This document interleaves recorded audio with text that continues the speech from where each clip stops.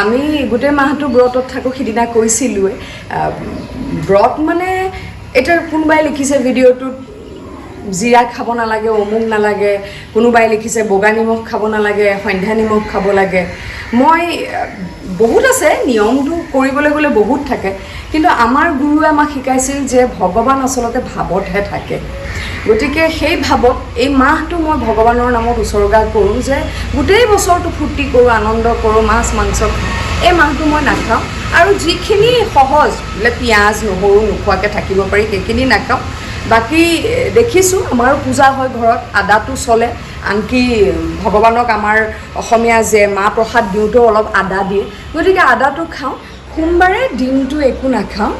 অলপ ফলাহাৰ খাওঁ বা ড্ৰাই ফ্ৰুটছ খাওঁ তাৰপিছত দিনটো একো নাখাওঁ বেলি মাৰ যোৱাৰ পিছতহে সিদ্ধ